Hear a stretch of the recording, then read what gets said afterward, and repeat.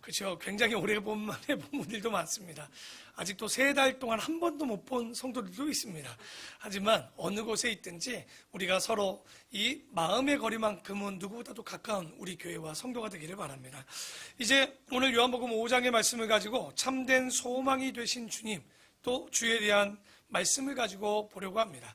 오늘 여러분이 함께 교독했던 요한복음 5장 서두의 이야기는 38년 된 병자가 예수 그리스도를 만나고 회복받는 그 이야기가 오늘 기록되어 있고, 그러자 그가 회복되어서 자리에서 일어나 걸어가는 장면이 오늘 나옵니다. 근데 이 38년 된 병자의 나이가 얼마인지도 잘 모르지만 어쨌든 그 병든 이후로부터는 낫고자 하여서 그 베데스다 연못이라는 곳에 앉아서 오늘 3, 4절에 보면 그 연못이 동할 때, 움직일 때 천사가 내려온다는 소문이 있어요. 그래서 제일 먼저 들어간 사람이 병이 낫는다는 그런 소문들이 있었던 거예요. 근데 이분은 몇 년째 거기에 가 있는 겁니까 지금? 38년째 있었지만 그 물에 한 번도 제일 1번, 첫 번째로 들어간 적이 없었던 거예요. 그 사람에게 베데스다 연못은 무엇이었을까요? 저는 희망 고문이라고 생각합니다. 그러니까 들어갈 수 있겠지, 내가 이번에는 들어갈 수 있겠지라고 했지만 그 희망 고문에 빠져 오히려 이 사람에게는 그것이 희망이 아니라 고문이 되지는 않았는가. 언젠가 회복될 수 있겠다라는 그 희망 고문을 가지고 살았던 사람인데 이게 그냥 세워진 단어는 아니고요. 19세기 프랑스 작가였던 빌리의 드릴라당이라는 사람이 쓴 책이 하나 있습니다. 그게 뭐냐면 희망이라는 고문이라는 책 안에 보면 희망 고문에 대한 이야기가 조금 나오고 그 고문이 바로 이루어질 수 없고 될 수 없는 것들을 되지 않을까라는 희망을 가지고 살 때 오는 그런 아픔들을 희망 고문이라고 합니다. 여러분, 우리도 희망 고문이지 않았습니까? 2020년에 3월 달에 이 코로나가 시작됐을 때 한두 달쯤이면 괜찮겠지? 여름이 직전에는 여름 때까지는 안 가길 바란데 그래, 여름이 지나면 괜찮겠지? 가을이 오고 겨울이 오고 2021년이 또 되어도 또 될 것 같았는데 또다시 알파, 베타, 여러 가지 오미크론, 스텔스 오미크론 계속적으로 우리에게 내일은 낫겠지라는 진짜 희망 아닌 희망을 가지고 소망을 가지고 왔는데 우리가 3월을 통해서 2년째, 만 2년을 지나서 3년째 코로나 가운데 있습니다. 우리에게도 이런 희망이라는 고문이 있지는 않는가. 아마도 오늘 38년 된 병자도 동일하게 내일에는 내가 물에 먼저 들어갈 수 있겠지, 저 연못에 먼저 들어갈 수 있겠지라는 희망 고문을 당하고 있지 않았는가. 그러면 희망이 있는 게 나쁜 걸까요? 여러분, 베트남 전쟁 때 미국 장교 한 분이 짐 스톡데일이라는 분이 8년 동안 베트남의 그 포로 수용소에 갇혀 있다가 극적으로 풀려난 일이 있었습니다. 그런데 그분의 증언을 보니까 포로 수용소에서 가장 먼저 죽은 사람이 누구냐? 우리가 생각할 때는 비관론자가 제일 먼저 죽었을 것 같은데 그게 아니라 오히려 헛된 희망을 가졌던 사람들. 다시 말해서 이번에는 크리스마스니까 이런 1년이 지났으니까 우리를 놔주지 않을까? 부활절이 됐으니까 우리를 놔주지 않을까? 라는 희망을 가졌지만 결국 풀리지 않고 한 해 하나가 지나가자 그런 헛된 희망을 가졌던 사람들이 오히려 먼저 죽고 비관론자는 아니지만 현실에 직시하고 쉽게 풀리지 않겠구나. 오히려 그 사람은 그 가혹한 현실에 자기가 그렇다면 마음을 단단히 먹어야지 하고 갔던 사람은 오히려 잘 견뎌서 8년 만에 풀려났다는 거예요. 그러니까 희망을 갖지 말라는 얘기가 아니라 현실을 직시하지 아니하고 그저 우리도 그렇지 않습니까? 교회 8년 정도 다니면 올해 내가 교회 다니면 천국을 갈 수 있지 않을까? 좀 나아지지 않을까? 죄송한데요, 절대 그런 희망은요 이루어지지 않습니다. 오늘도 38년 된 병자는요 아마도 그에겐 희망 고문일 수 있지만 그 사람에게 놀라운 게 하나 있죠. 38년을 부지런히 베데스다 연못에 그래도 그 사람은 갔다는 거예요. 그러니까 막연한 희망은요 희망 고문이 되겠지만 그래도 그 열정은 또 그를 살리는 또 길이 되기도 할 거예요. 그래서 우리가 진짜 신앙생활을 하는 것은 뭐냐면 냉혹한 현실을 인정하지 않고 막연한 희망이 아닌 그것을 인정하고, 그러면 뭘 가져야 될까요? 이후에 참된 소망이 무엇인지를 갖고 사는 거예요. 그게 희망 고문이 되지 않는 방법이겠죠. 그래서 참된 소망을 품게 하시는 분은 누굴까요? 우리가 지난주 유일하신 길에 대해서 배웠죠. 바로 예수 그리스도만이 이 어려운 코로나 시대에도, 이 어려운 환경 가운데서도 우리를 건지시고 살리시고 소망을 주실 줄 믿습니다. 오늘 이 말씀을 가지고 우리가 5장 이하의 말씀을 가지고 함께 보려고 합니다. 5장 1절에 보면요, 그 후에 유대인의 명절이 되어 예수께서 예루살렘에 올라가시니라고 나옵니다. 아마도 우리가 가나안에서, 그 가나안 땅 여러분 보시면 알겠지만 그 사마리아 여인이죠. 사마리아 여인을 만나고 난 이후에 이제 또 유대 땅의 명절이 되었다라고 나옵니다. 그러니까 이런 게 좀 아쉬운 건, 예수님의 사역 중 3년 반 중 몇 번째 명절이고 어떤 명절인 줄 정확히 알았다면 정확히 어느 순서에 들어갈 것을 좀 아는데 솔직히 정확히 알지를 못합니다. 그래서 언젠지는 모르지만 3년 가운데 공생애 때에 2절에 보니까 예루살렘에 있는 양문 곁에 히브리 말로 베데스다라는 못이 있는데, 여기 양문은 문이 두 개서 양문이 아니라 양 알리죠? 양들. 그러니까 예루살렘이라는 성에 보면 북동쪽 끝자락에 양들을 사고 팔 때 들어가는 성문의 문이 하나 있습니다. 쉽 게이트라고 해서 양, 우리가 아는 그 동물 양이 왔다 갔다 하는 게이트를 얘기합니다. 그 양문이라는 물에 베데스다 연못이 하나 있어요. 벳이라는 말은 히브리어로 베트는 집입니다. 베데스다는 뭐냐면 위로의 집이다 라는 말입니다. 그러니까 위로의 집이라는 그 베데스다 연못이 하나 있는데, 그 여러분 성지순례 가면 거기 뭔지도 모르는데 성 안나교회라는 곳을 한번 지나갈 거예요. 성지순례 가면 이스라엘에, 거기 가면 얼마나 찬양을 아름답게 부를 수 있냐면, 그 성전 지붕이 굉장히 높아요. 교회 지붕이. 그래서 가운데서 찬양을 부르잖아요. 천국에 온 것 같아요. 얼마나 소리가, 그러니까 노래 못 불러도 거기만 들어가면 동굴이라고 그러죠. 얼마나 노래방처럼 소리가 예쁘게 나는지. 근데 거기가 어딘지 저도 잘 몰랐어요. 갔다 왔는데 알고 봤더니 거기가 베데스다 연못, 아직도 기억납니다. 그 성안락교회를 지나서 살짝 옆에 내려가면 연못이 깊게, 그 밑에 보면 행각도 보이고 연못이 지금도 그 자리에 위치하고 보여지고 있습니다. 바로 그 자비의 집이라는 성안락교회 옆에 있는 베데스다, 바로 그 연못에 사람들이 못이 있는데 거기에 행각 5이 있어요. 행각은 뭐냐면 기둥 같은 겁니다. 왜 5개나 있냐면 사람들이 뜨거운 햇빛을 피하기 위해서 세워서, 기둥을 세워서 이 위에 가림막을 해놓은 거예요. 왜 그랬을까? 그게 이제 3절에 나오죠. 그 행각 안에는 많은 병자, 맹인, 다리 저는 사람, 혈기 마른 사람들이 누워 물의 움직임을 기다리는데, 이는 천사가 가끔 못에 내려와 물을 움직이게 하는데, 움직인 후에 제일 먼저 들어가는 자는 어떤 병에 걸렸든지 낫게 되미노라.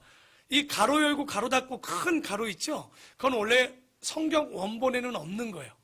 그런데 후기에 사본을 쓰는 사람들이 행각을 왜 만들었지 잘 모르잖아요. 그러니까 행각을 만들어 놓은 이유에 대해서 가로 열고 가로 닫고를 써놓은 거예요. 왜? 그 베데스다 연못에 천사가 와서 한번 왔다 갔다 물이 한번 움직이면 선착순 하나, 1번이 어떤 병에 걸렸든지 뭐 한다고요? 야, 기가 막힌 못입니다. 우리 교회 근처에 그런 못만 있어도 우리 교회가 부흥할 텐데, 아마 교회 안에 그 못이 우리 거라면 엄청 부흥했겠죠. 아마도 이제 사본하는 사람이 설명을 하려고 왜 행각이 있는지 지금 이렇게 써놓은 겁니다. 그랬더니 5절에 거기 몇 년 된 병자가 있었냐면 38년 된 병자가 있었습니다. 근데 38년 된 병자라면 이게 난치병 아니면 불치병이겠죠. 잘 보시면 여러분, 어지간한 병이면요 38년 전에 낫겠죠. 혹은 아니면 사람이 죽든지 둘 중에 하나인데도 불구하고 죽지도 않고 낫지도 않고 얼마나 괴로웠을까요? 그러니까 그런데 예수님께서는요 오늘 베데스다 연못에 오는데 많은 환자들 중에 한 명을 콕 집어서 오신 것 같아요. 누구를 만나러 오셨습니까? 38년 된 병자를 찾아오신 사건을 보게 됩니다. 그랬더니 6절에 예수께서 그 누운 곳을 보시고 병이 벌써 오래된 줄을 아시고 이르시되, 질문 하나 합니다. 네가 낫고자 하느냐? 여러분, 예수님도 참 너무해. 병자인 거 다 알아요. 몇 년인 것도 다 아시면서 와서 묻는 말이 뭡니까? 너 낳고자 하느냐?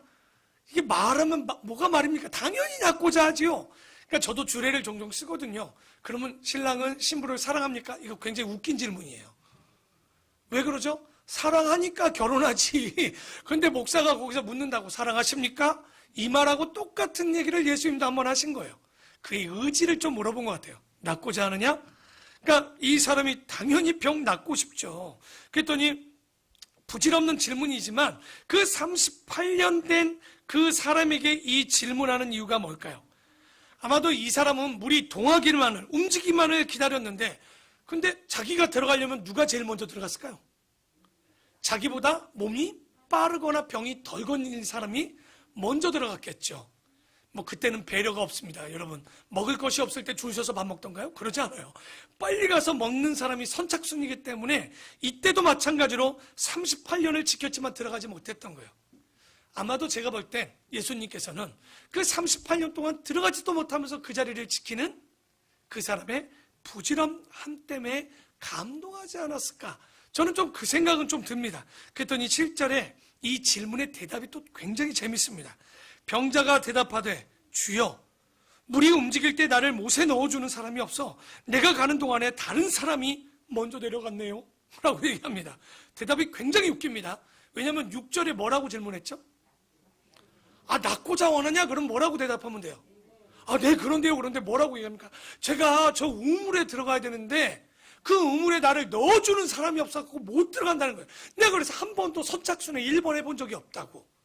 그러니까 이분은 아직도 예수가 어떤 분인지를 정확히 인지하지 못하고 있었던 게 들어요. 왜? 낳고자 한다라고 얘기하는 말을 뭐라고 알았냐면 그분이 낳게 해주는 사람이 아니라 나를 먼저 좀 집어넣어 주기를 원하는 사람으로 인지를 했던 것으로 보입니다. 그러니까 참 이 남자도 좀 미련해. 38년 된 병자도. 여러분 같으면 어떻게 하실 것 같아요? 저 같으면 물속에서 안 나옵니다. 일단 뭐 까짓거 뭐 못 들어가는 거 춥지 않은 날부터는 그냥 물에서 생활할 것 같아. 밤이건 새벽이건 아니면 그 물까지 있다가 딱 움직이는 것 같으면 굴러 들어가지 뭐. 그랬을 텐데 뭐가 된지 모르는데 이 사람이 어쨌든 들어가지를 못했던 것 같아요. 덜 불편한 사람이 먼저 들어갔던 거죠. 그래서 예수님의 8절의 이야기는 조금 이야기를 함축해서 뭐 그거 가타부타 얘기하지 않고 비약적으로 얘기합니다. 예수께서 이르시되 앞뒤 얘기 안 합니다. 뭐라고 하죠? 일어나 내 자리를 들고 걸어가라. 이 말 듣고 굉장히 황당했을 거예요. 내가 일어나 걸어갈 정도면 여기에 38년을 누워 있었겠냐고. 여러분 같지 그러지 않겠습니까? 여러분 문제가 있는데 문제를 해결해 달라고 했더니 자리를 들고 가래요. 그러니까 예수님의 말씀을 보면 대단하죠. 낳고 말고가 뭐 있습니까? 물에 들어가면 옷이나 젖지. 그러니까 예수님은 뭐라고 그래요? 너의 자리를 들고 가라 하신 거예요. 알고 보면 예수님이 유모예요, 유모. 진짜. 아니, 낳고자 하느냐? 아, 당연하죠. 나 물에 들어가고 싶습니다. 이게 낳고 들어가고 없고 그냥 걸어가. 끝입니다. 여러분, 주님의 말씀을 믿고 소망을 갖는 게 바로 이런 것 아닐까요? 우리는 소망은 갖는데 믿음이 없어서 매일마다 낳고자 합니다. 매일마다 문제를 해결하고자 하지만 여러분 이미 낳고 이미 해결된 줄 믿습니다. 그게 믿음이고 소망인 거예요. 내가 천국 가는 소망이 있는데 죽음이 두렵겠습니까? 아니면 병이 두렵겠습니까? 아니면 이 땅의 문제가 두렵겠습니까? 근데 여러분은 이 38년 된 병자랑 똑같아요. 야, 응답됐어. 그럼 뭐라고 그래요? 달라고요. 혹시 야곱 기억나십니까? 그 야복강 안에서 하나님께 천사에게 계속 복을 달라고. 야야야, 됐다니까 복을 달라고. 이것과 여러분과 우리 행동이 똑같은 거예요. 이미 여러분 복 받은 줄 믿습니다. 왜냐하면 예수를 만나 죄와 사망의 권세를 우리가 다 그 사슬 가운데 해결됐다면 여러분 오늘 저도 코로나 때문에 우울감이 왔다 나갔다 들어왔다 나갔다 솔직히 그럽니다. 그럴 때마다 소망이 뭡니까?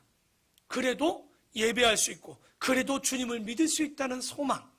그러니까 이 참된 소망이 있으면 문제가 없을 텐데 그러니까 주님은 여기서 뭐 넣어줄게 병이 낫는다 이런 말 안 합니다. 내 자리를 들고 가라. 그러니까 참 이 말들을 보면 주님이 참 위험한 가운데 왜 뒤에 보면 9절에 안식일이라고 했잖아요. 안식일에 고치면 문제 날 걸 알면서도 38년 된 병자의 그 막연한 희망이었지만 그를 찾아가시는 주님을 보는 거예요. 그러니까 희망 고문은 뭐라고요? 절망적인 결과가 기다림에도 불구하고 혹은 주어지는 작은 희망을 인해서 당하는 고통이 희망 고문입니다.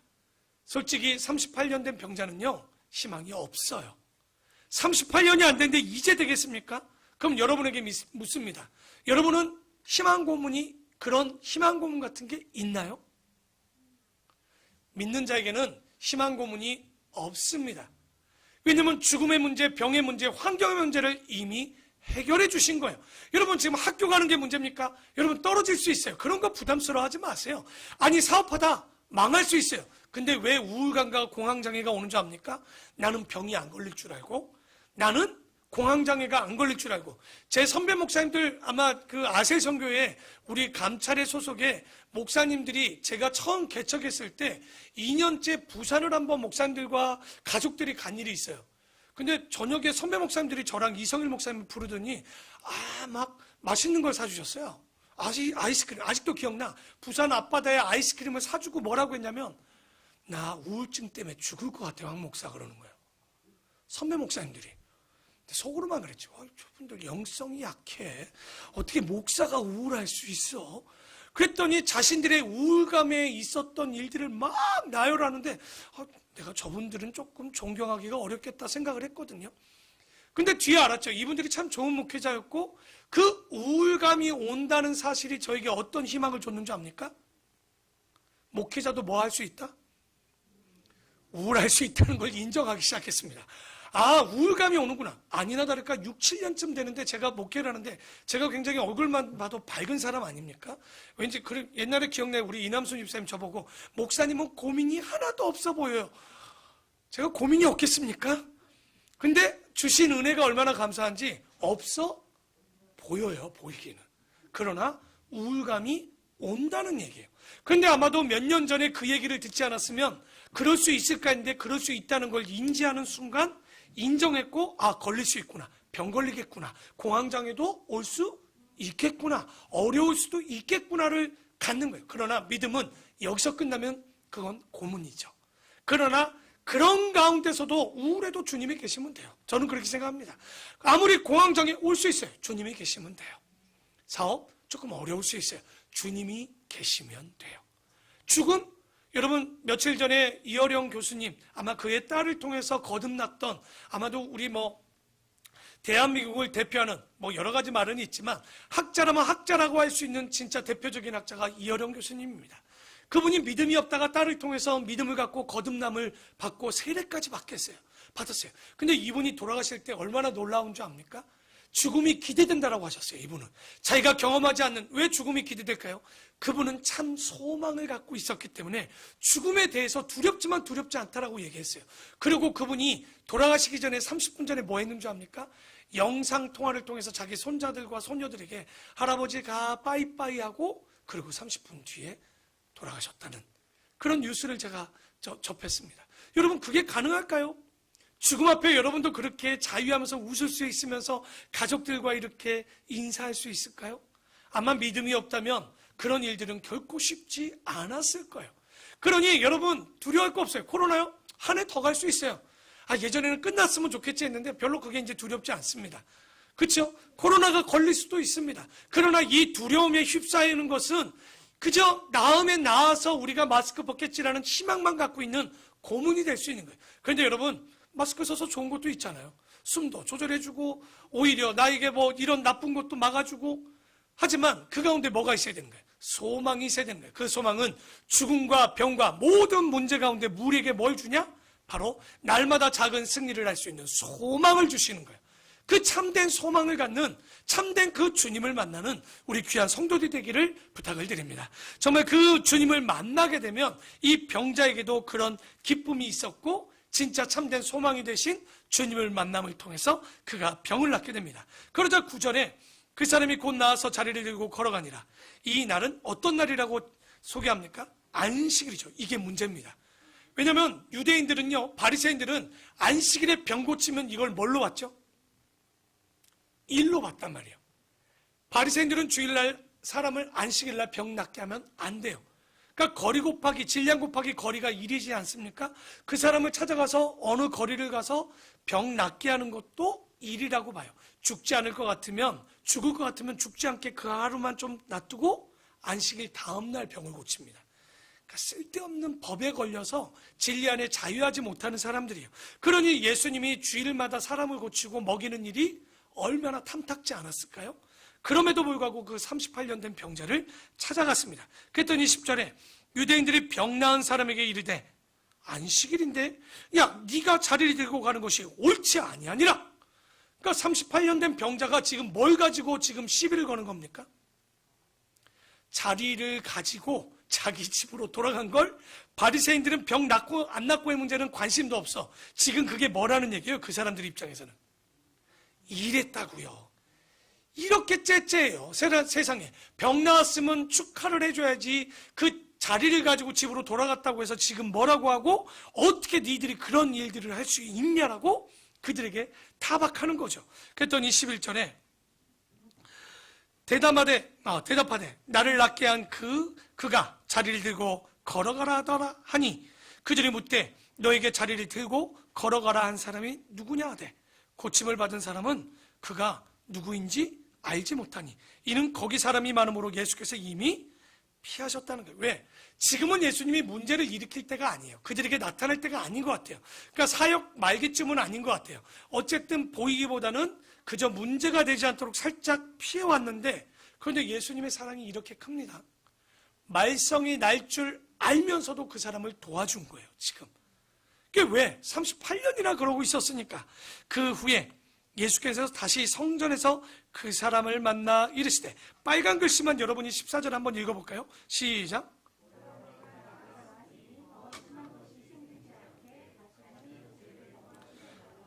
여기 병에게는 제가 예전에도 아마 병에 대한 이야기를 좀 몇 번 했을 거예요. 병이 진짜 몸이 약해져서 오는 병이 있고요. 또 하나의 병의 종류 중에 또 뭐가 있죠? 죄 때문에 오는 병. 알고 보면 2000년 전에 유대인들은요. 죄 때문에 오는 병이라고 대부분 봅니다. 지금 그들이 가진 병은 부모의 죄나 본인들의 죄 때문에 걸렸다라고 보는 것들이 있지만 예수님은 그렇게 얘기하지 않거든요. 그냥 병 걸린 자들이 있고 그게 안 되면 어떤 병을 얘기합니까? 죄 때문에 오는 병을 얘기를 하는데 이 병은 뭘까요? 연못에 못 들어가서 안 나은 것이 아니라 지금 뭐 때문에 걸린 병으로 봅니까? 죄 때문에 있는 병으로 보시는 거예요. 그러니까 예수님께서는 그럼에도 불구하고 그에게 어떻게 합니까? 야, 너 회개하고 나를 찾아오라고 하지 않습니다. 먼저 병을 낫게 하신 이후에 또다시 더 큰 병이 걸리지 않도록 뭐 하지 말라고 그래요? 죄를 범하지 말라고 합니다. 그러면 적어도 이 사람의 병은 뭐와 관계가 있다라고 딱 알 수 있는 거예요. 죄와 관계가 있는 거죠. 그러면 이 사람이 38년 동안 병을 낫지 못했다는 것은 자기의 죄를 인지하지 못했거나 자기의 죄를 하나님 앞에 나가서 뭐 하지 않았냐면 회개하지 않았다는 거예요. 나쁘게 하면 고집이 센 사람이에요. 자기의 잘못을 가지고 회개하지 않았기 때문에 주님이 볼 때 이 사람이 죽을 때까지 회개하지 않고 그저 베데스다 연못에서 뭐 하고 싶었던 거예요. 그저 그냥 그 연못에 일본으로 들어가고 싶었던 거죠. 그러니 예수님께서 저 사람은 안 되겠다 싶으니 선물로 찾아와 주셨고 그에게 교훈해 주시는 거죠. 그러니 주님의 교훈은 뭡니까? 너가 죄를 다시 짓지 않아 병이 더 심해지지 않도록 죄를 범하지 말라라고 이야기를 하는 거예요. 근데 아셔야 돼요. 모든 질병이 병하고 관계 있는 것은 아니에요. 근데 여기 보면 이 근처에 베레아 있습니다. 김기동 목사라고 해서 감기 걸리면 뭐라고 그래요? 귀신 들어왔다고 그래요. 병 걸리면 귀신 들어왔다고 그래요. 눈이 나쁘면 안경 쓰면 안 돼요. 그것도 귀신이 들어와서 눈이 나빠진 거예요. 그러면서 그 목사가 안경을 썼더라고. 자기도 안 보이는지 귀신이라고 그러더니 자기는 또 안경을 썼어요. 그러니까 자기 나름대로 또 핑계는 됐죠. 여러분 절대 귀신 들려서 병 걸리는 것은 다 아닙니다. 혹간 있기는 하지만 감기 들었다 귀신 들렸다고 귀신아 물러가라면 안 되죠. 뭐 해야 되는 거예요? 병원 가면 됩니다. 그러니까 코로나 걸렸을 때 기도하면 낫는 건 아니에요, 여러분. 약 잘 드시고 잘 안전을 취하시는 거죠. 그러나 뭐 지금 코로나는 참 심각합니다. 우리가 약도 잘 안 듣지만 어쨌든 안 걸리는 게 먼저겠지만 오늘 이 환자는 어쨌든 죄 때문에 이 사람이 병에 걸린 것으로 나와요. 그랬더니 15절에 그 사람이 유대인에게 가서 자기를 고친 이는 예수가 아니라 그러므로 안식일에 이러한 일을 행하신다 하여 유대인들이 예수를 박해하게 된지라.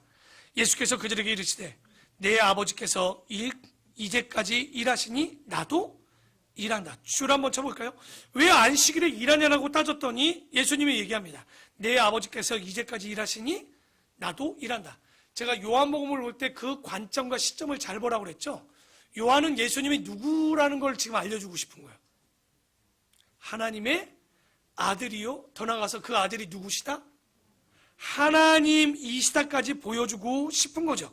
그랬더니 18절에 유대인들이 이로 말미암아 더욱 예수를 죽이고자 하니 이는 안식일을 범할 뿐만 아니라 하나님을 자기의 친 아버지라 하여 자기를 하나님과 동등됨으로 삼으니라라고 되어 있습니다. 다시 말해서 이 유대인들과 바리새인들이 예수를 싫어한 이유는 자기가 누구란 얘기예요? 이 말은 자기가 하나님이라는 거예요. 지금 하나님의 아들이라고 그러니 더 미워할 수밖에 없었던 거죠. 그러므로 예수께서 그들에게 이르시되 내가 진실로 진실로 너희에게 이르노니 아들이 아버지께서 하신 일을 보지 않고는 아무것도 스스로 할 수 없나니 아버지께서 행하시는 그것을 아들도 그와 같이 행하느니라. 그러니까 지금 계속 예수님도 얘기합니다. 자기가 누구라고요? 하나님의 아들? 예수. 하나님이 하셨으니 병 고쳤으니 누구도 하신다는 거예요. 예수님도 하시고 예수님도 하신다는 얘기는 이제 누구도 하신다는 겁니까? 성령님도 하신다는 거죠. 그래서 여러분 잘 보십시오. 하나님도 병 낫게 하고 싶고 예수님도 병 낫게 하시고 싶고 성령님도 병 낫게 하고 싶어요. 그러니까 우리가 진짜 기적은요, 우리가 병이 안 낫는 게 기적이야. 어쩔 땐. 왜? 하나님도 병 고치고 싶어 하시는데 왜 안 낫느냐는 얘기죠. 그래서 우리가 병드는 것이 하나님의 뜻이 아니라 병 걸리지 않고 병 낫는 것이 원래는 하나님의 뜻인 거예요. 그래서 항상 우리가 먹는 것도 구별해서 병 걸리지 않고 안전을 위해서 우리가 잘 하는 것도 병 걸리지 않는 것이 다 누구의 뜻이냐? 하나님의 뜻인 거죠. 왜? 우리가 주님의 나라를 위해서 일하려면 건강을 갖고 있어야 되는 거예요. 그래서 아버지께서 아들을 사랑하사 자기가 행하시는 것을 다 아들에게 보이시고 또 그보다 더 큰 일을 보이사 너희로 놀랍게 여기게 하실 텐데 아버지께서 죽은 자들을 일으켜 살리신 같이 아들인 예수님도 자기가 원하는 자들을 뭐 하시겠다는 거예요? 살려주시겠다. 계속 얘기합니다. 이 사도 요한은 예수님이 누구와 똑같다라고 얘기하고 싶은 거예요. 아버지와 같다. 동등하다는 얘기를 계속 반복합니다. 아버지께서 아무도 심판하지 아니하시고 심판을 다 아들에게 맡기신 심판의 권세를 주셨는데 그렇기 때문에 이는 모든 사람으로 아버지를 공경하는 것 같이 아들을 공경하게 하려 하심이라. 아들을 공경하지 아니하는 자는 그를 보내신 아버지도 공경하지 아니하느니라. 그래서 여기 보면 여태까지 유대인들의 사고는요, 자기들은 예수님은 선지자로 봤잖아요. 아주 오지 않은 분이에요. 하나님만이 유일하신 하나님이라고 봤지만 지금 뭐라고 얘기합니까? 아니죠. 예수님도 하나님이고 곧 오실 성령님도 하나님이기 때문에 하나님을 공경하지 않는다. 예수님을 공경하지 않는 건 누구를 공경하지 않는 것과 같다? 하나님을 공경하지 않는다. 계속 얘기합니다. 곧 그가 누구시기 때문에 하나님이시 예수님이 하나님인 거예요. 그러니까 예수를 믿는다는 얘기는 누구를 믿는다는 얘기가 같은 거예요. 하나님을 믿는다는 거예요. 우리가 하나님을 믿지만 우리가 누구를 믿는다라고 매일 얘기합니까? 하나님 믿는다는 얘기 잘 안 하죠. 예수를 믿는다는 얘기. 근데 그 말이 틀리지 않는 이유는 하나님이 곧 누구시기 때문에 예수이기 때문에 그러는 거예요. 그런데 바로 그분에게 이제 어떤 권세를 주냐? 심판의 권세. 다시 주님이 오시면 옳은 자와 옳지 않는 것을 심판하시는 권세를 하나님이 갖고 계시지만 그 권세를 누구에게 줬다? 하나님이신 아들 예수 그리스도에게 주셨다. 24절은 아마도 요한복음을 보면서 3장 16절 말고 여러분이 또 알아야 되는 구절 중에 하나입니다. 다 같이 한번 읽어보겠습니다. 시작.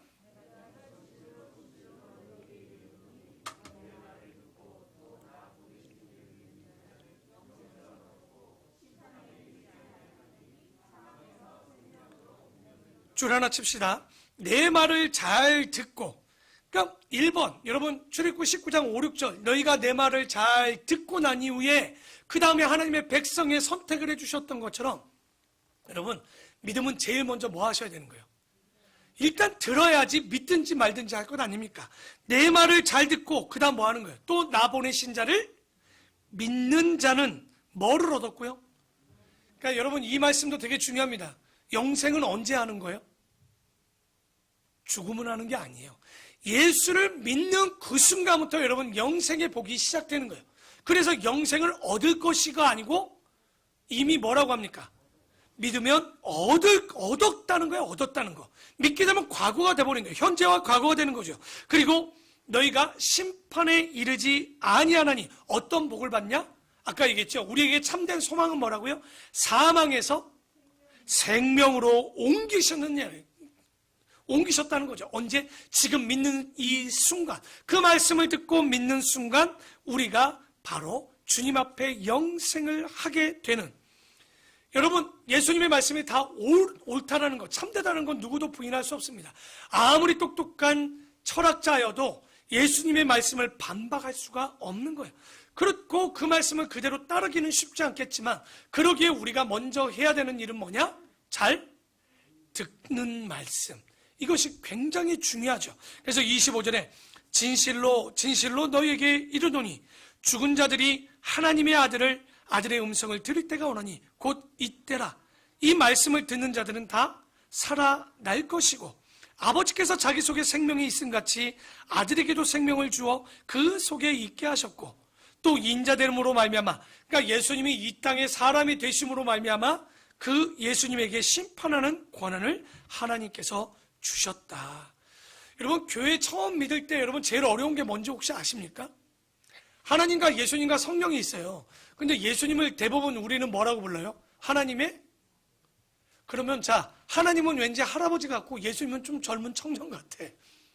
그래서 이게 잘 안 믿어지는 분들이 있습니다. 이게 인간의 사고에 갇혀 있지만 오늘 말씀은 계속 이 이야기라는 건 뭐냐면, 하나님이 첫째고 성자 예수님이 두 번째로 권능이 있고 성령님이 세 번째가 아니라, 우리는 뒤에 배우겠지만 삼위일체, 하나님의 능력과 예수님의 능력과 성령님의 능력은 동등합니다. 태초에 하나님이 계시니라, 이 말씀이 하나님과 함께 계셨고 이 말씀은 곧 하나님이시라고 요한복음 1장 1절에 나오죠. 왜? 바로 그분이 하나님이신 거예요.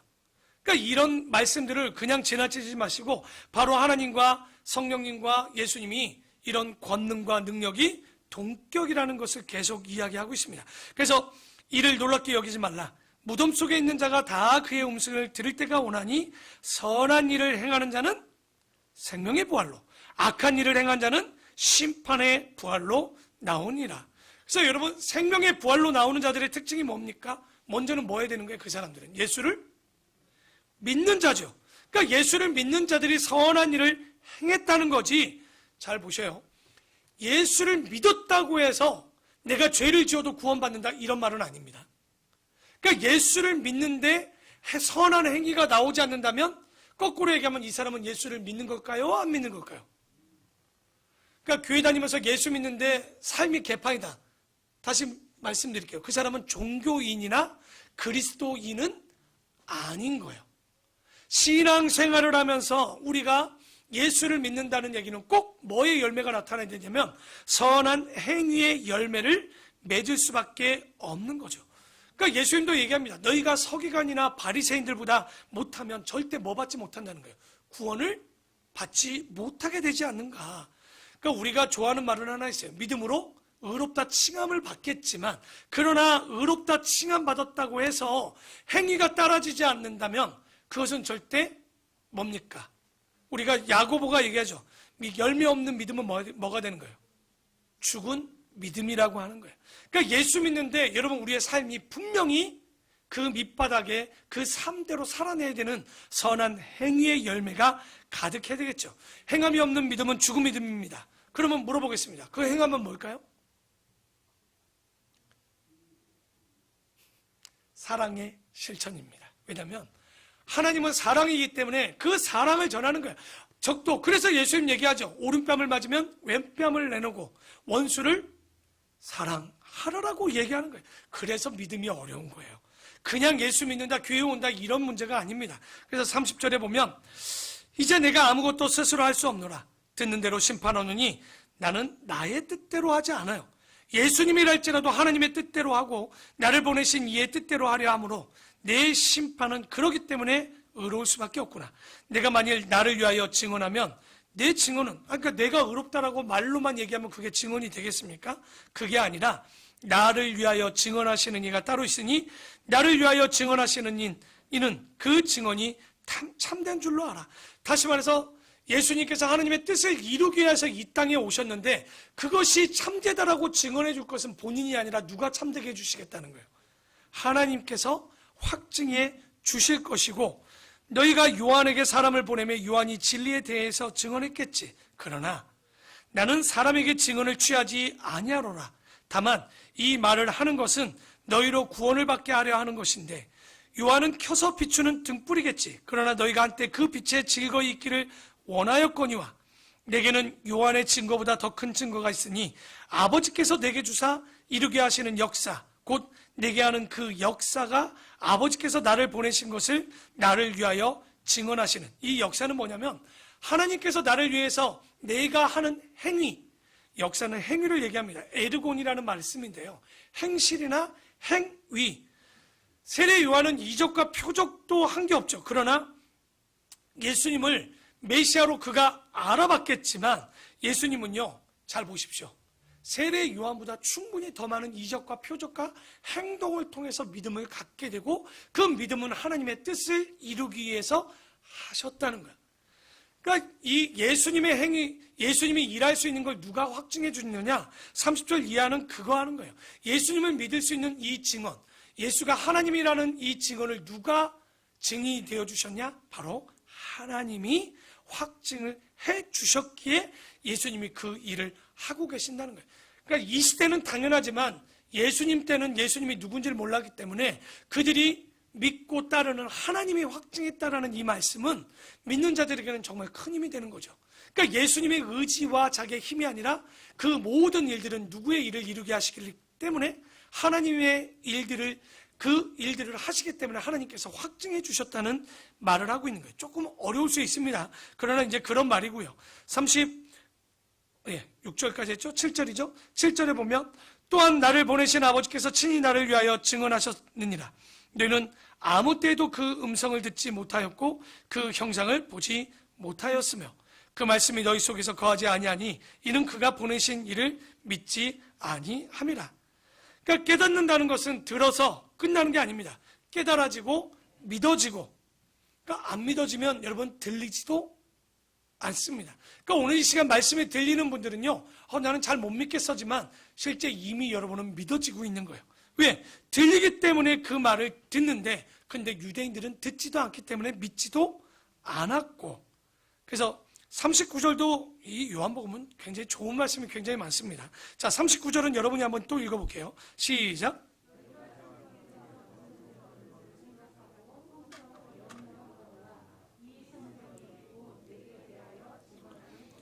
그러니까 계속 얘기합니다. 이 성경은 여러분 신구약을 다 얘기하는 게 아니겠죠. 이때 예수님이 말한 성경은 신약이 아니라 구약입니다. 구약 성경 자체가 누구를 지금 증명하고 있다는 거예요. 증거하고 있다는 거예요. 예수에 대한 증거. 그러니까 양 잡는 거, 이거 누구에 대한 증거일까요? 그 제사는 바로 예수에 대한 제사가 되는 거예요. 그냥 양을 잡는 게 아니었던 거죠. 그래서 그러나 너희가 영생을 얻기 위하여 내게 오기를 그럼에도 불구하고 원하지 아니하는도다. 나는 사람에게 영광을 취하려고 온 게 아니다. 그러니까 너희의 구원을 위해서 온 거지 내가 영광 받으려고 이 땅에 오신 것이 아니라는 거예요.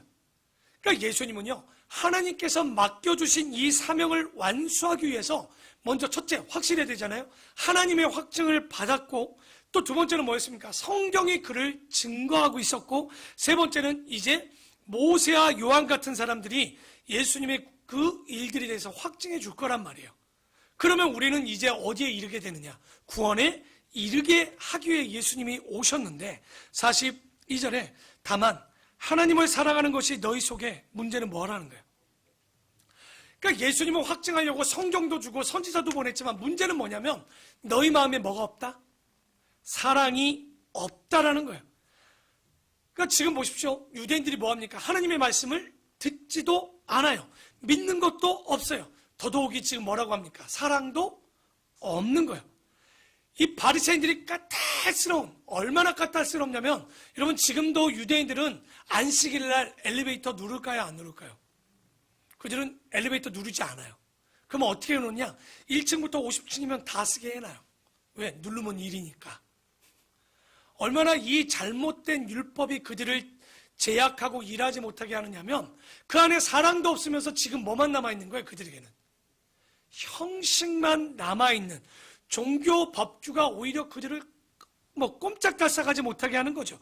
그러니까 여러분, 그들의 열심은 여러분 따라가지도 못해요. 그들은 하루에도 3번씩 매일마다 기도의 시간을 두고 매일마다 토라를 암송하고 그들이 기도하는 시간을 보십시오. 여러분, 우리가 믿음이 있다 해도 여러분 일주일에 몇 번 기도하십니까? 속으로만 답하시고 아무튼 움찔하실 거예요. 그러니까 얼마나 웃기냐? 새끼 밥은 다 챙겨 먹는데 영적인 밥은 일주일에 한 번만 먹어도 된대. 굳이 수요일은 또 예배를 왜 드리냐? 왜 새벽 예배까지 찾아드리겠습니까? 그러니까 얼마나 웃기냐면, 그러면 여러분 밥을 한 끼만 먹었으면 좋겠어, 나는. 그러니까 우리가 아침마다 큐티하는 이유는 영적인 양식을 먹으려고 매일마다 큐티하는 거예요. 그것이 부족해서 새벽 예배를 드리는 거고, 그것이 부족해서 또 성경을 읽어내는 것 아닙니까? 그러니까 우리가 열심적으로 보면 그들을 따라갈 수도 없어요. 그런데 우리가 그래도 믿음을 갖는 건 열심은 좀 부족하지만 우리 안에 뭐가 있기 때문에 가능한 거예요. 하나님의 사랑은 있잖아요. 그런데 그들은 뭐가 없는 거예요. 열심은 있지만 사랑이 없는 거예요. 근데 우리도 좀 찔려야 됩니다. 여러분, 우리가 주님을 위해서, 하나님 사랑을 위해서 얼마나 기도하고 계시던가요? 잘 보면 여러분, 자녀가 대학 갈 때 어떻게 기도합니까? 40일 기도, 100일 기도합니다. 제가 되질문해 볼까요? 혹시 교회와 주님을 위해서 100일 기도, 40일 기도 해보신 분들, 내 주님의 나라를 위해서, 우리 부서를 위해서 40일 금식을 해본 분들, 40일 금식은 둘째치고 끼니 금식이라도 해보신 분 적이 있는 분들 별로 없을 거예요. 잘 보면 우리도 알고 보면 하나님 사랑이 없을지도 모릅니다. 지금 이 사순절 기간에 우리가 주님의 그 고통에 동참하는 건 바로 주님을 사랑한다는 고백과 동일하지 않겠습니까? 왜냐하면 하나님의 사랑이 없으면 우리 또한 뭐가 없냐? 가치가 없기 때문에 그래요. 우리가 매일마다 외칩니다. 율법의 근본 정신 2개가 있죠. 하나는 뭡니까? 이렇게 자신이 없어. 첫 번째는 하나님 사랑, 두 번째는 이웃 사랑. 아마도 그것도 모르면 믿음도 아무것도 아닌 거예요. 그런데 백날 이런 것도 모르고 율법을 지키고 말씀을 지켜봐야 의미가 없는 거죠. 사랑 없는 종교는요, 얼마나 폭력적인지 모릅니다. 사랑이 있어야 되는 거예요. 그래서 하나님께서는 종교 행위가 아니라 그들의 마음 가운데 마음을 다하고 성품을 다하고 뜻을 다하여 내 하나님 여호와를 사랑하라라고 얘기합니다. 그런데 너희들이 그런 것 안 하면 43절에 나는 내 아버지의 이름으로 왔는데도 불구하고 너희가 영접하지 아니하나 만일 다른 사람이 자기 이름으로 오면 영접하리라. 이게 뭐냐면 예수님보다 이단 사이비가 올 때 그걸 더 영접하는 일들이 뭐가 되겠느냐. 너희가 서로 영광을 취하고 유일하신 하나님께로부터 오는 영광은 구하지 아니하니 어찌 나를 믿을 수 있겠느냐. 내가 너희를 아버지께 고발할까? 그런 거 걱정하지도 말고 생각하지 말라. 이미 너희를 고발하는 이가 있으니 곧 너희가 바라는 자 누구예요? 왜냐면 이 말이 뭐냐면 주님이 우리를 고발하지 않겠죠. 이 고발이라는 게 뭐예요? 너희가 죄가 있고 없고를 구분할 사람은 내가 말 안 해도 돼. 이미 너희를 위해서 누구를 보내주셨다는 거예요. 그렇게 너희들이 존경하는 사람 모세를 이미 보낸 것 아니냐. 그런데 그 모세의 율법도 못 알아먹은 거예요. 존경한다면서 모세가 준 율법은 전혀 모르는 거죠. 아니, 모세가 준 율법의 근본적인 정신을 알았다면 하나님 사랑했고 그 이웃을 사랑하는 게 먼저죠. 여러분, 근데 지금 보면 여러분, 우리가 출애굽기 19장 5, 6절의 얘기는 뭡니까? 하나님께서 이스라엘 백성들을 선교 민족으로 부른 이유가 뭐예요? 하나님과 이방 민족 사이에 뭐가 되기를 바라기로 오셨죠? 다리가 되기. 폰티펙스라는 말, 제사장이라는 단어 자체가 다리라는 얘기예요. 그 믿는 자와 믿지 않는, 여러분은 어떤 존재입니까? 바로 믿지 않는 자와 하나님 사이에 그 다리가 되라고 우리를 보내주셨던 것처럼 바로 그들에게 중간 역할을 줬는데 그 다리들이 하나님 사랑을 해요. 근데 뭐가 없으면 그게 다리가 될까요? 하나님 사랑이 없다면 이건 가짜인 거죠. 오히려 이런 걸 이용해서 탐심이나 채우는 사람밖에 되지 않는 거예요. 그러니까 우리가 예수를 믿는데 사랑이 없다? 거짓말입니다. 아, 내가 저 사람 때문에 교회 못 오겠다? 여러분, 당신 때문에 교회 못 오는 사람도 꽤 많아요. 그걸 잊지 말란 얘기예요. 그러니까 나만 정의로운 줄 안다? 여러분, 주님께서 성경에 자기가 정의로우라고 합니까? 겸손하라고 하죠. 오히려 정죄하지 말라고 합니다. 그러니 곧 그 얘기는 우리 마음에 먹없다는 거예요. 하나님의 사랑 없는, 하나님 사랑 없고요, 종교심만 있으면 이게 탐심이고 우상숭배가 되는 거죠. 그래서 46절에 이렇게 얘기합니다. 모세를 너희가 믿었다라면 또 나를 믿었으리니 이는 그 모세의 모든 말도 누구에 대해서 지금 기록했기 때문에 나에 대해서, 예수님에 대해서 기록했다라고 얘기하는 거예요. 여러분이 성경을 제대로 봤다면 예수가 그리스도라는 것을 모르면 안 되는 거죠. 그러니까 모세의 율법을 제대로 공부했다면 모세의 율법도 누구를 증거하고 있는 거예요, 지금? 예수님을 증거하고 있다는 거예요. 자, 47절 마지막 읽고 마무리합시다. 시작. 그렇죠. 모세의 글도 안 믿죠. 예언자의 말도 안 믿죠. 예수님의 말도 안 믿죠. 그러면 아무것도 아니지. 아니, 성경도 읽지 않고 예수님도 말씀도 아무것도 믿지 않는다면 아무것도 아닌 거예요. 오히려 율법을 가지고 과잉 해석하지 말라라는 거죠. 사람들에게 잔뜩 부담만 주고 교회 와서 자꾸만 뭘 만들지 말라라는 거예요. 그런데 그렇게 만든 게 누구냐? 유대교가 그렇게 했다는 거죠. 그래서 예수님은 오히려 오늘 참된 소망이 되어주신 주님이라고 그랬죠. 그게 뭡니까? 우리의 죄와 사망의 권세를 다 담당하시면서까지 우리를 고쳐주시려고 오셨음에도 불구하고 사람들은 뭐합니까? 예수를 배척했단 말이에요. 여러분, 신약 성경이나 구약 성경의 목적이 뭡니까? 하나님을, 그 말씀을 듣고 알고 믿고 사랑해서 그 하나님 사랑 다음에 뭐가 나타나야 되는 거예요? 그러니까 교회 오면 우리 형제 가운데 교제도 중요하지만 제1번은 뭡니까? 하나님과의 사랑이 돈독해져야 되는 거예요. 그리고 나면 뭐가 나타나죠? 이웃 사랑하는 거예요. 여러분, 신앙생활 하는데 하나님 사랑 없이 이웃 사랑하면요, 그건 동아리. 그런데 하나님 사랑이 나타나면서도 이웃 사랑이 안 나타나면 이건 가짜 종교입니다. 진짜 구원받은 종교는요, 하나님을 사랑하면 내 형제를 사랑할 수밖에 없는 거예요. 여러분, 내 마음에 들지 않는 사람들 너무 많죠? 우리가 교회 와서 참고 있는 거지. 제가 어저께 어떤 어떤 강의를 듣는데 그 얘기를 하더라고요. 사람이 하루에 몇 번 정도 거짓말 하는 줄 압니까? 200번 한다는 학자들의 그 이야기가 있을 때 그 사람이 그냥 한 거 아니에요. 사람들에게 다 녹음하고 자기가 거짓말한 걸 쓰게 했대요. 그때 한 200번 정도가 평균이래요. 근데 또 어떤 사람은요, 또 연구했더니 하루에 3번의 거짓말을 한대요. 내가 보니까 2개 다 거짓말이야. 그것도 못 믿겠죠? 누가 그러죠? 그 세계 챔피언, 거짓말의 세계 챔피언은 어떤 거짓말을 했기 때문에 세계 챔피언이 됐느냐? 나는 한 번도 거짓말하지 않는 사람이다라는 거짓말이 세계 챔피언의 거짓말이라고 합니다. 알고 보면요, 여러분도 수도 없이 교회 다니면서 거짓말하죠. 앞에 면서 샬롬 반가워요. 웃고 있지만 얼마나 미워하고 있습니까? 말하지 못하는데, 여러분, 한국 사람들이 제일 많이 거짓말하는 게 1번이 뭔지 압니까? 약속하고 늦으면 제일 먼저 하는 얘기가 뭐예요? 야, 버스가 금방 안 와가지고, 야, 내가 지금 이제 차를 타는데 차가 막히고 있다. 그러니까 서로 속아주는 거야. 왜? 자기도 한계 있거든.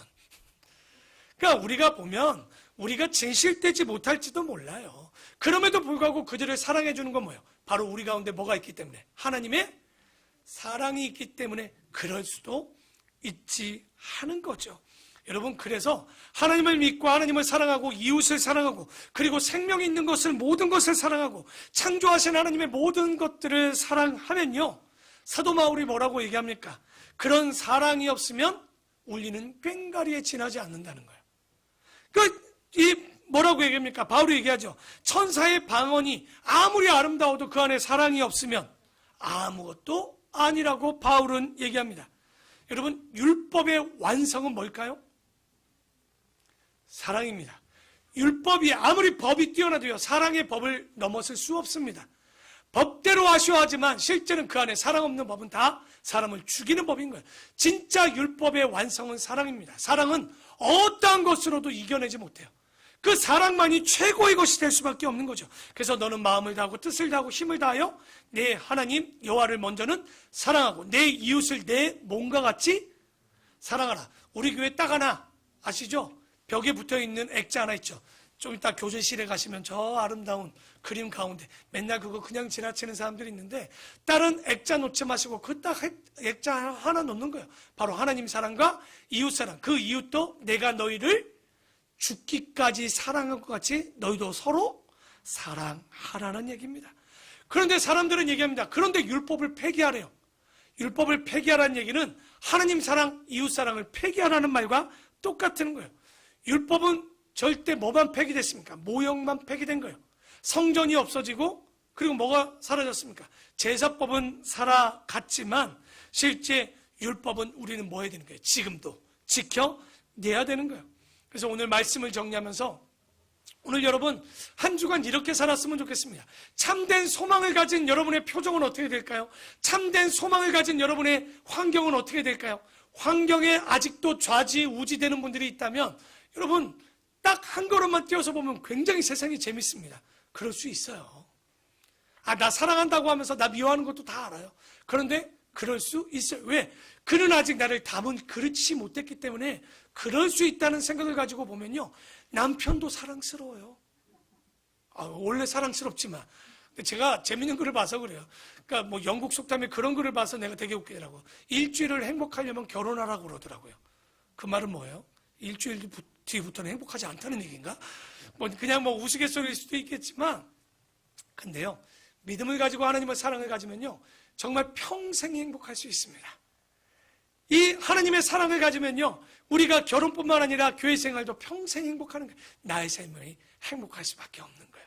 오늘 참된 소망이 되어주신 주님, 막연한 믿음이 아니라 그래도 말씀을 받고 하나님을 만나겠다는 예배 생활, 기도 생활, 큐티 생활, 전도 생활을 하면요, 주님께서 그 많은 병자들 중에 누구를 찾아왔습니까? 38년 된 환자를 찾아온 거예요.